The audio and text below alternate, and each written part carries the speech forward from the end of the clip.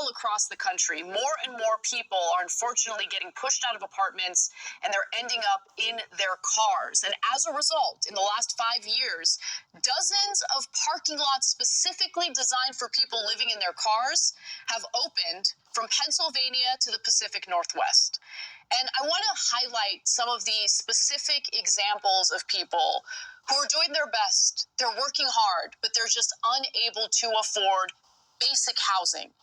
So 3 years ago, a CBS report shined light on how many Seattle residents were living in their cars.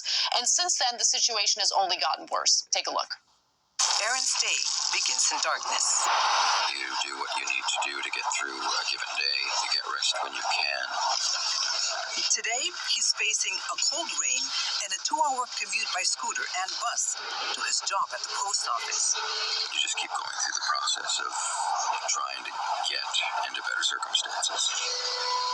And when he's done, this is home. He's right there. I think he just came in.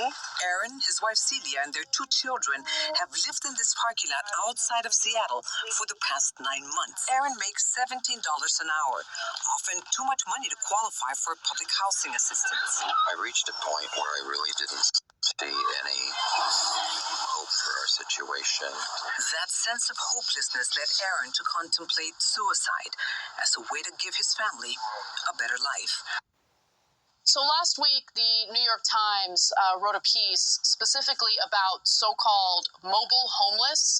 So these are people who can't afford housing. They earn too little to afford rent, but too much to receive government assistance, so they get pushed into living in their cars. Crystal Audette is one of the people that was highlighted in this reporting. So she and her 26-year-old daughter live in her 8-year-old Ford Fusion in a parking lot. Now, Ford Fusions are not large cars. They're actually very small, compact cars.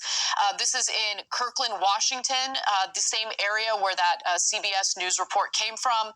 Audette, 49, earns over $72,000 a year as a social worker for the Washington State Department of Social and Health Services. But a combination of bad luck, bad debt, and a bad credit score priced her out of her apartment in Bellevue, another suburb of Seattle, one of the most expensive housing markets in the country. So rent is up 21% in 2023 compared to just 2 years ago, 2021. Audette was receiving medical bills in the thousands for her Crohn's disease. So compounding the affordable housing crisis is our healthcare crisis.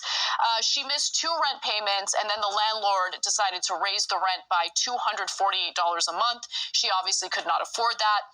With an eviction looming, she put her furniture in storage and began essentially packing her sedan in a parking lot parking her sedan out inside a parking lot outside of a church in Kirkland, one of now 12 such parking lots in Washington State. Each morning, she used a portable toilet to get ready for work. Then commuted to the downtown Seattle office of the Washington State Department of Social and Health Services, where she spent her day sitting behind a plexiglass partition across from some of the city's most destitute residents. Look, I'm highlighting these stories as well, specifically to note that these are people who have full-time jobs. They're not, and they're full-time jobs in positions that you need degrees for. Right? This is a woman who went to school. She's now a social worker. She's earning $72,000 a year, which sounds like good money, except the housing crisis is so bad that that's not enough money to afford an apartment.